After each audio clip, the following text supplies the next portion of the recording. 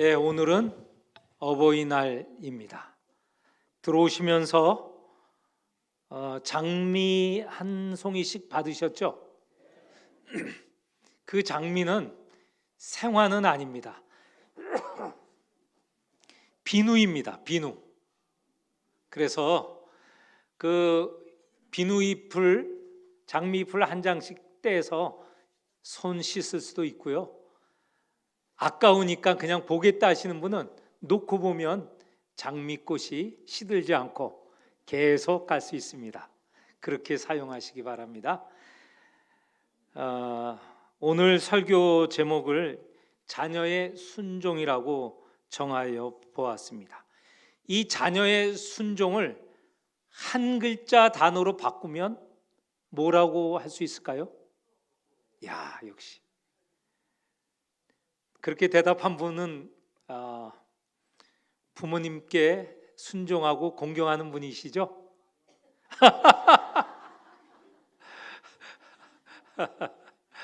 회개하여야 되겠습니다. 네, 그리스도인 가정에서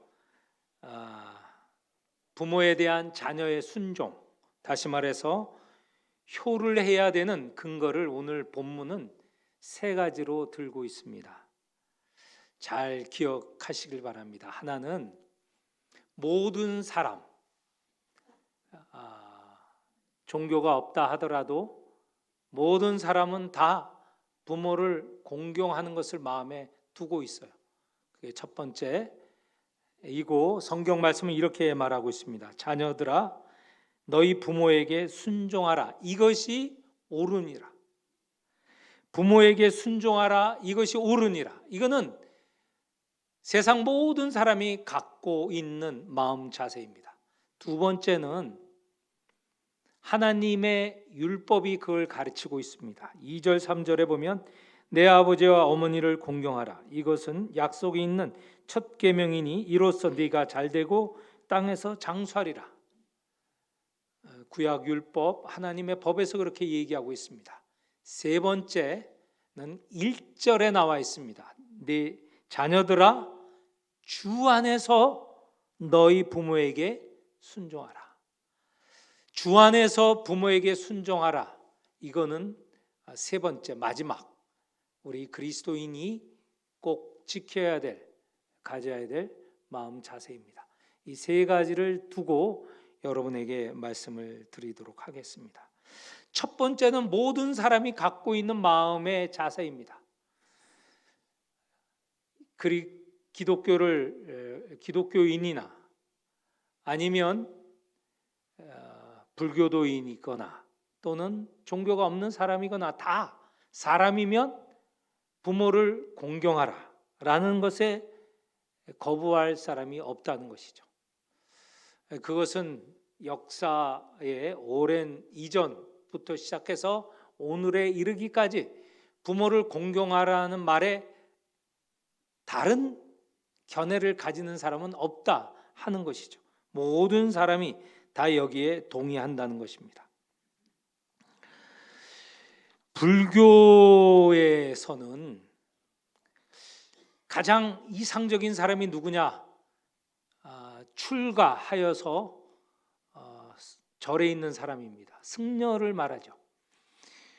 불교에서는 가장 이상적인 인물을 승려라고 생각합니다. 승려는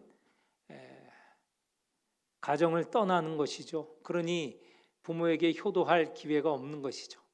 그래서 불교에는 효가 없다 이렇게 생각할 수 있습니다. 그런데 이미 오래전부터 불교에도 효를 이야기한다 하고 주장을 합니다.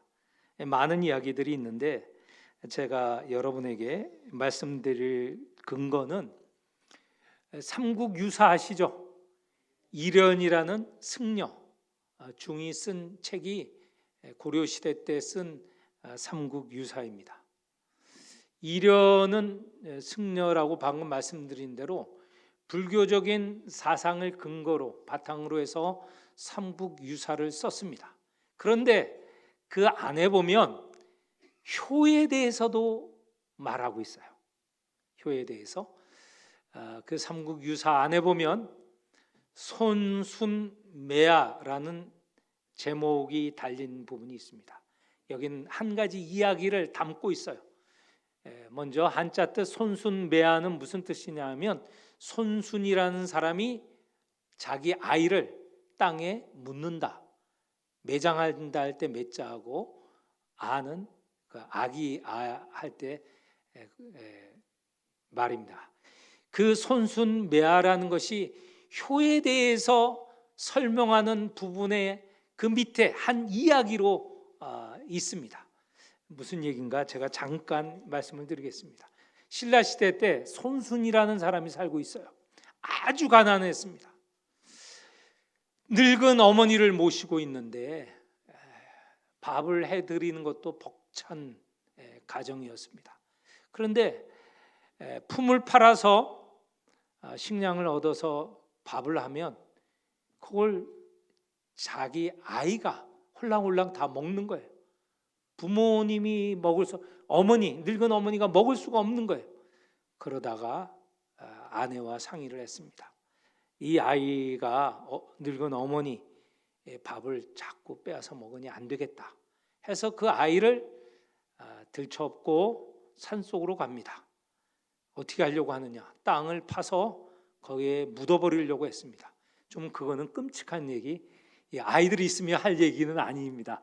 그런데 불교에도 효를 강조한다고 하면서 한 얘기니까 효의 관점을 두고 들으십시오. 그래서 땅을 파는데 돌종이 나오는 거예요.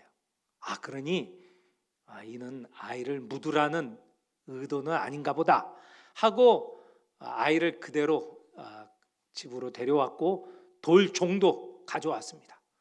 그래서 돌종을 한번 두들겨 보니 소리가 나는데 그 소리가 희한하게도 궁궐에 있는 왕의 귀에 들렸어요.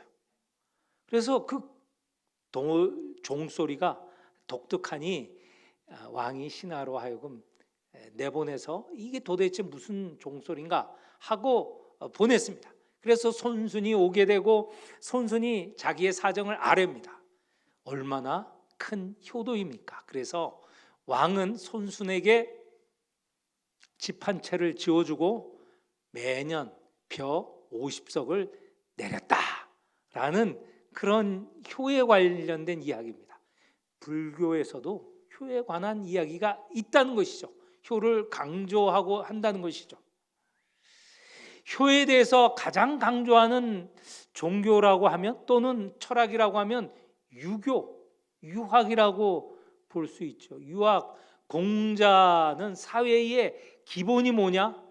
효다라고 말을 합니다. 공자의 먼 제자, 여러 대 밑에 제자 중에 한 사람이 맹자입니다. 맹자도 우리가 잘 알고 있는 사람 아닙니까? 맹자 쓴 책이 맹자입니다. 맹자라는 사람이 쓴 책의 이름도 맹자인데 맹자에서 효에 대한 이야기가 하나 나와요. 거기에 인물이 하나 나오는데 증자라는 사람이 나옵니다. 그 증자가 아버지를 섬길 때 어떻게 섬겼느냐? 아버지에게 밥을 해 드릴 때에 늘 술과 고기를 올려드렸다라고 합니다. 아버지가 밥을 다 드시면 그 증자가 늘 묻습니다. 이 남은 음식은 어떻게 할까요? 라고 묻습니다. 그 당시 다 가난한 시대가 아닙니까?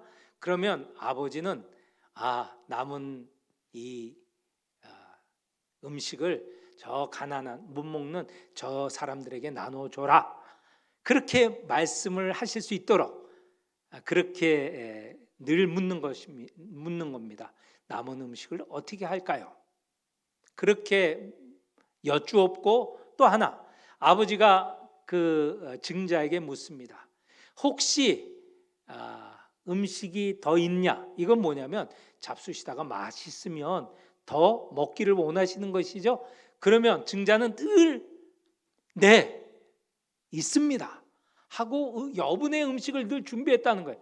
그건 뭘 말하냐면 아버지가 편안하게 음식을 먹을 수 있게, 그리고 또 하나 남은 음식은 가난한 이들에게 나누어 줄 수 있도록 아버지의 마음을 편안하게 그렇게 밥상을 차려 드렸다는 거예요. 그걸 갖다가 뭐라고 하냐면 양지라고 합니다. 맹자가 쓴 말입니다. 양지. 양은 봉양할 때 양자고, 지는 뜻지자입니다. 아버지의 뜻을 받드는 거예요. 양지. 따라 하십시오. 양지. 우리는 부모님을 봉양할 때 양지해야 됩니다.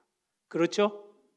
부모님의 마음이 기쁘도록 그렇게 봉양을 해야 됩니다. 그런데 그렇게 효자인 증자가, 그 아버지는 돌아가셨어요. 이제 그 증자가 자기 아들로 이제 봉양을 받게 되었을 때 일입니다. 근데 그 아들은요, 그렇게 효자인 아버지를 본받지 않았습니다. 증자가 음식을 먹습니다. 남은 음식에 대해서 아들이 한 번도 묻지 않습니다. 남은 음식을 어떻게 할까요? 그리고 또 증자가 먹다가 더 먹기를 원하죠. 그래서 음식이 있느냐 그러면 없습니다. 이렇게 대답을 하는 거예요. 그러니 그 아들은 증자를 봉양은 하긴 하지만 아버지가 먹을 수 있도록 그렇게 봉양을 합니다. 그러나 아버지의 마음이 편하도록 봉양을 하지 않는 거예요. 그래서 그걸 한자어로 그 이야기 가운데 맹자가 쓴 말이 있습니다. 따라 하십시오. 양구체.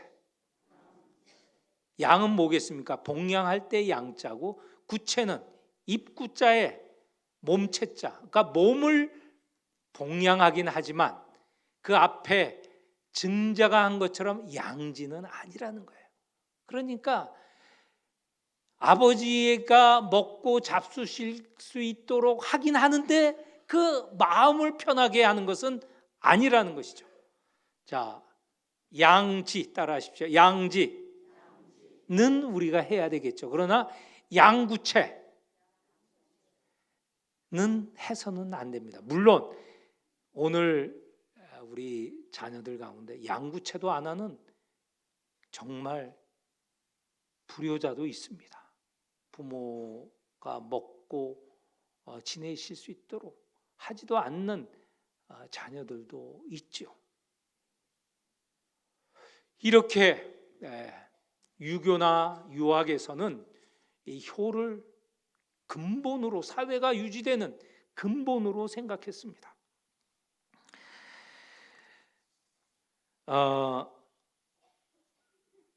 제가 오늘 설교 준비하면서 책을 여러 권 읽었습니다. 또 하나 책이 있습니다. 경몽요결이라는 율곡 이이가 쓴 책입니다. 이 책은 제가 여러 차례 읽은 책입니다. 제가 아끼는 책인데 쉽게 번역된 것도 있어요. 여러분 한번 경몽요결 한번 사서 읽어보시면 여러 가지 새로운 정보도 얻을 수 있고 조선 사회가 어떻게 유지되는가라는 것도 알 수 있는 책입니다. 이 책에 보면 한 대목이 사친이라는 게 있습니다. 사친은 어버이를 모신다는 뜻입니다. 사친. 어버이를 모시는 일에 대해서 쓴 건데 그 앞에 맨 앞부분에 이렇게 기록이 되어 있어요. 제가 읽어드리겠습니다. 율곡 이이가 쓴 겁니다. 사람이라면 누구든 어버이에게는 효도를 다해야 한다는 것을 알지 못하는 일이 없다. 그런데도 효도를 하는 사람이 매우 드문 것은 어버이의 은혜를 깊이 알지 못하기 때문이다. 그러니까 효도를 왜 하는가? 효도를 왜 하지 않는가? 그것의 결정적인 것은 어버이의 은혜를 깊이 깨닫지 못하기 때문에 그렇다는 것이죠. 어버이가 있어야 내가 이 땅에 있는 것 아닙니까? 그리고 어버이께서 애써서 양육하셨기 때문에 우리가 이렇게 있는 것 아닙니까? 그런데 그 은혜를 잊기 때문에, 알지 못하기 때문에, 깊이 깨닫지 못하기 때문에 효를 하지 않는다는 것이죠. 제가 이렇게 길게 말씀을 드렸습니다. 이렇게 기독교인이든 아니든 온 세상 사람들은 다 부모를 공경해야 된다는 것이 옳다는 것은 알고 있는 것이죠. 오늘 성경 본문에 말한 대로 너희 부모에게 순종하라, 이것이 옳으니라. 이 말씀이 바로 그 말씀입니다. 이 말씀에서 더 나아가 두 번째는 하나님의 율법, 법이 부모를 공경하라고 합니다. 2절, 3절 내 아버지와 어머니를 공경하라. 이것은 약속이 있는 첫 계명이니 이로써 내가 잘되고 땅에서 장수하리라. 이 말씀인데요. 하나님께서 10계명, 10가지 계명을 주셨습니다. 그 중에 1계명에서 4계명은 하나님과 관련된 계명, 5계명에서 10계명까지 6가지 계명은 사람과 관련된 계명인데 이 5번째가 다름이 아닌 부모와 관련된 계명입니다. 이 5번째 계명이 중요한 것은 다 중요하지만 이 첫 번째에서 4번째 하나님과 관련된 계명과 그리고 사람과 관련된 계명을 이어주는 게 5번째 계명이에요. 내 부모를 공경하라. 부모가 자녀들을 하나님을 알도록, 믿도록, 섬기도록 하는 도구라는 거예요. 부모를 통해서 이스라엘 역사를 보면 부모를 통해서 그 신앙이 전수가 되죠. 신명기 6장에 보면 거기에 그 자세한 내용이 나와 있습니다. 부모가 자녀들에게 늘 가르칩니다. 하나님을 사랑하라 라는 이 신앙을 가르치는 자가 누구냐면 부모예요. 집에서나 밖에 나가서나 아침에 일어나서나 밤에 잘 때까지 그 모든 시간 어떤 장소에든지 그 신앙을 가르치는 사람은 부모입니다. 우리가 진정 하나님을 제대로 믿을 수 있는가? 부모의 책임이 크다는 것이죠. 그래서 5번째 계명에 바로 부모가 위치해 있습니다. 유대인들은 부모를 마치 하나님처럼 공경을 했습니다. 하나님이 이 지상에 세운 자신의 신앙을 가르치고 인도하는 분이라고 생각을 했기 때문에 부모를 공경한 것이죠. 부모는 물론 나로 인하여서 자식에게 신앙이 전수된다는 것을 알고 있었기 때문에 자녀를 정말 사랑하는 마음으로 온 힘을 다해서 진심으로 가르쳤던 것입니다. 레위기 19장에 보면요, 이런 1절에서 3절에 보면 이 말씀이 있습니다. 여호와께서 모세에게 이르시되 너는 이스라엘 자손의 온 회중에게 말하여 이르라. 너희는 거룩하라. 이는 나 여호와 너희 하나님이 거룩함이니라. 너희 각 사람은 부모를 경외하고 나의 안식일을 지키라. 나는 너희의 하나님 여호와이니라. 여기에 보면 너희 각 사람은 부모를 경외하라는 이 말씀이 하나님과 관련된 계명 안에 자리 잡고 있어요. 10계명에는 4계명까지 한 다음에 5계명째 부모를 공경하라라는 말과 이어서 사람에 대한 공경이 있는데 이 레위기 19장에는 아예 하나님을 경외하라는 그 사이에 부모를 경외하라는 말이 들어가 있어요. 그만큼 부모님을 이스라엘 사람 유대인들은 존경하고 그렇게 정말 사랑한 것이죠. 그래서 부모를 거역하는 이는 사람 취급도 안 했습니다. 예를 들면 부모를 저주하는 사람, 순종하지 않는 사람, 징계에 반항하는 이것은 폐악한 놈이라고 생각하고 아예 쳐 죽이라고 하였습니다. 부모를 공경하는 게 이렇게 다 중요하다는 것을 이스라엘은 신앙으로 갖고 있었던 것이죠. 그런데 너무 세지 않습니까? 이걸 아마 사도 바울이 썼으면 엄청난 그런 말씀으로 썼는데, 사도 바울은 거역하는 자는 쳐 죽이라라는 것은 빼고 오늘 3절에 보면 이렇게 말하고 있습니다. 내 아버지와 어머니를 공경하라. 3절, 이로써 네가 잘되고 땅에서 장수하리라. 부정적인 내용을 쓰지 않고 긍정적인 내용을 썼습니다. 부모께 공경하는 자녀는 잘되고 그리고 장수한다는 복을 말하였습니다. 이 장수한다는 게 그러면 정말 생물학적으로 오래 사는 것을 말하느냐? 그것보다는 장수한다는 것은 예수님께서도 전하셨고 바울도 전한 하나님 나라 안에서 사는 삶, 부모를 공경하는 것은 바로 하나님 나라의 이 계명에 속한 것으로 이렇게 사는 사람에게 복이 있다는 것을 말하고 있는 것이죠. 그러면 골로새서 3장 20절에는 이 똑같은 말입니다. 에베소서 6장 1절과 3절의 내용과 똑같은 말인데, 거기에 보면 모든 일에 부모께 공경하라 라는 말이 나와 있어요. 정말 모든 일에 공경해야 되는가? 어떻게 생각하십니까? 이게 큰 문제입니다. 과연 우리는 모든 일에 부모를 그냥 그대로 공경해야 되는가? 그렇지 않다는 것입니다. 오늘 여기서는 주 안에서 세 번째 내용입니다. 너희 부모에게 순종하라. 세 번째로 넘어가는 얘기입니다. 주 안에서 너희들이 부모에게 순종하라라는 것입니다. 모든 일에 아무 생각 없이 따라야 된다는 그 내용보다 더 중요한 것은 너희가 주 안에서 부모에게 순종하라. 이 말이 더 중요하고 더 의미가 깊은 것이죠. 똑같은 여러 가지 이야기가 있는데 약간 차이가 있으면 어떤 걸 중요하게 생각합니까?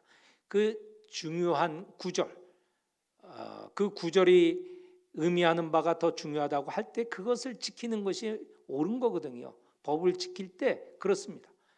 이게 중요합니다. 주 안에서 부모에게 공경하는 것. 주 안에서 공경하는 것은 뭡니까? 주 안에서 우리가 불의를 저지를 수 없죠.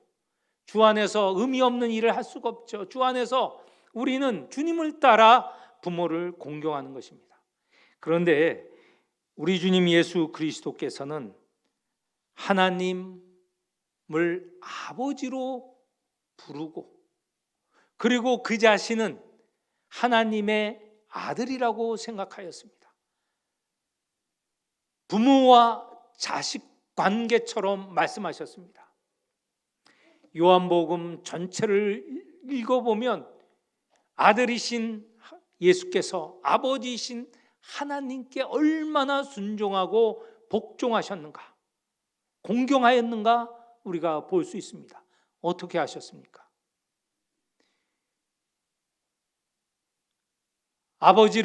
하나님을 순종하는 데 있어서, 다시 말해서 하나님이신 아버지께 효도를 드리는 일에 있어서 예수님처럼 철저한 분이 없으셨어요.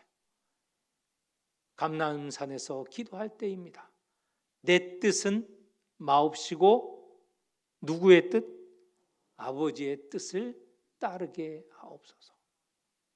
내 뜻이 아니에요. 아버지의 뜻을 따르고자 했어요. 결국은 하나님의 아들인 우리 모두도, 하나님의 자녀인 우리 모두도 어떻게 해야 됩니까? 하나님께 효를 행하려면 내 뜻이 아니라 하나님의 뜻, 아버지의 뜻을 따르게 하여 주옵소서.